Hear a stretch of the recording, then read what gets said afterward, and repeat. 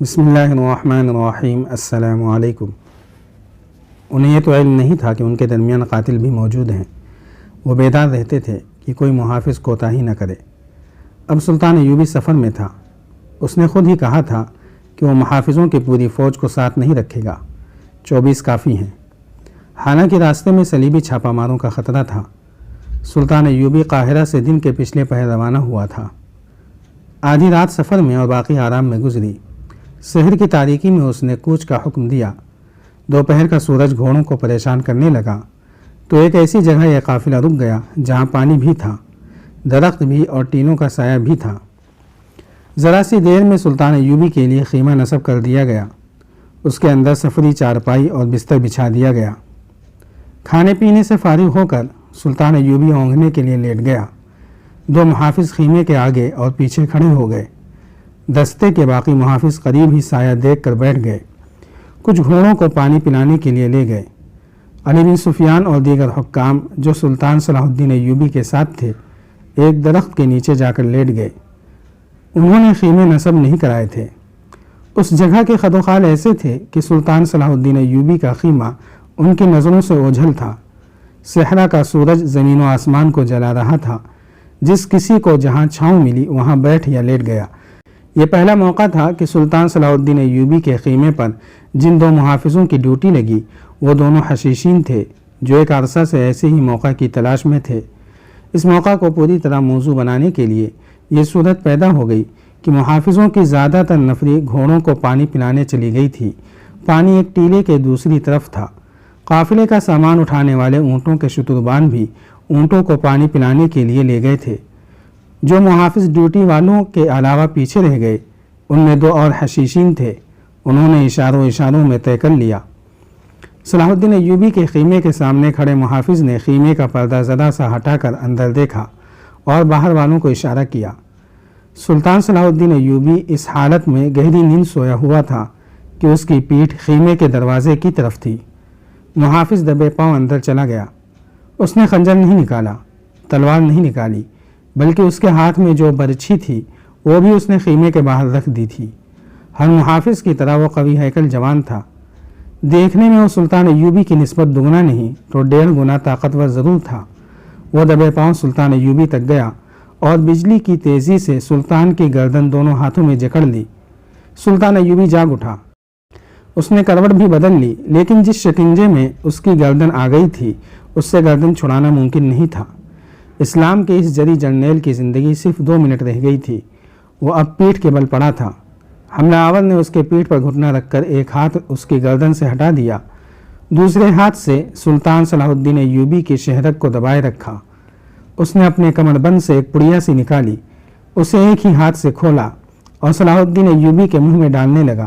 وہ سلطان کو زہر دے کر مارنا چاہتا تھا، کیونکہ گلا دبا کر مارنے سے صاف پتہ چل جاتا کہ گلا دبایا گیا ہے۔ سلطان ایوبی بے بس تھا۔ پیٹ پر اتنے قوی ہیکل جوان کا گھٹنا اور بوجھ تھا۔ شہرک دشمن کے شکنجے میں تھی اور سانس رک گیا تھا۔ اس کا منہ کھلا ہوا تھا جو اس نے پڑیا دیکھ کر بند کر لیا۔ اس نے ہوش ٹھکانے رکھے، موت سر پر آ گئی تھی۔ سلطان ایوبی نے اپنے کمر بند سے تلوار نما خنجر نکال لیا جو وہ زیور کی طرح اپنے ساتھ رکھتا تھا۔ حملہ آور اس کے منہ میں زہر ڈالنے کی کوشش میں مگن تھا۔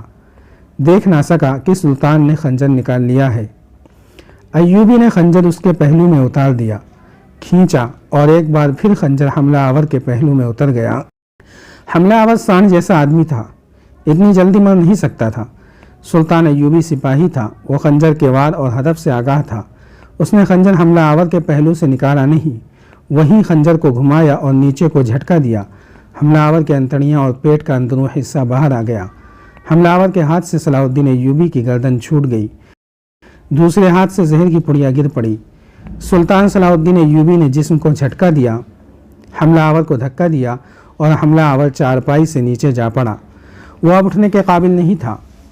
یہ معرکہ بمشکل آدھا منٹ میں ختم ہو گیا، مگر خیمے سے باہر دوسرا محافظ کھڑا تھا۔ اس نے اندر دھمک سی سنی تو پردہ اٹھا کر جھانکا، وہاں کچھ اور ہی نقشہ دیکھا تھا۔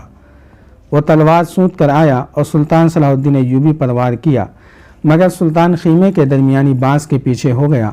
تلوار بانس پر لگی، صلاح الدین ایوبی تو جیسے پیدائشی تیغزن تھا، ادھر تلوار بانس میں لگی، ادھر صلاح الدین ایوبی نے جھپٹا مارنے کے انداز سے حملہ آور پر خنجر کا وار کیا۔ حملہ آور بھی لڑاکا تھا، اسی لیے تو وہ محافظ دستے کے لیے چنا گیا تھا، وہ وار بچا گیا۔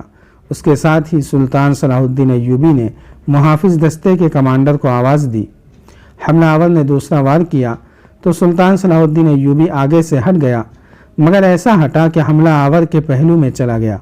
اب کہ حملہ آور سلطان کے خنجر کا وار نہ بچا سکا، سلطان ایوبی کی پکار پر دو محافظ خیمے میں آ گئے، دونوں نے سلطان ایوبی پر حملہ کر دیا۔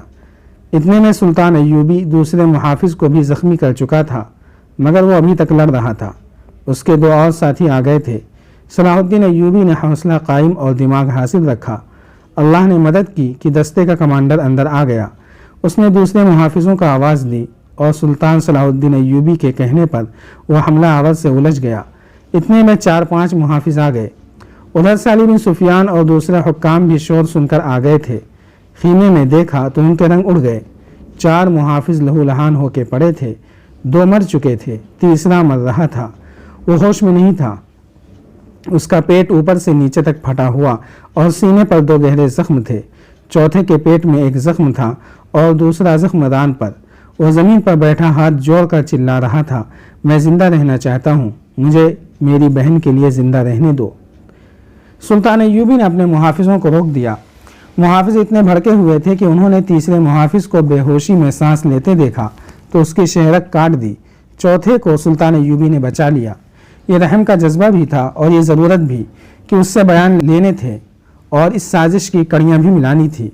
صلاح الدین ایوبی کا طبیب بھی اس کے قافلے کے ساتھ تھا، وہ جراح بھی تھا، ہر جگہ اس کے ساتھ رہا کرتا تھا۔ صلاح الدین ایوبی نے اس سے کہا کہ اس زخمی کو ہر قیمت پر زندہ رکھنے کی کوشش کرے۔ سلطان صلاح الدین ایوبی کو خراش تک نہیں آئی تھی، وہ ہانپ رہا تھا، لیکن جذباتی طور پر بالکل مطمئن تھا، غصے کا شائبہ تک نہ تھا۔ اس نے مسکرا کر کہا، میں حیران نہیں ہوا، ایسا ہونا ہی تھا۔ علی بن سفیان کی جذباتی حالت بگڑی ہوئی تھی۔ یہ اس کی ذمہ داری تھی کہ محافظ دستے کے لیے جسے منتخب کیا جائے اس کے متعلق چھان بین کرے کہ وہ قابل اعتماد ہے۔ اب یہ دیکھنا تھا کہ دستے کے باقی سپاہیوں میں کوئی ان کا ساتھی رہ گیا ہے یا باقی اب دیانتدار ہیں۔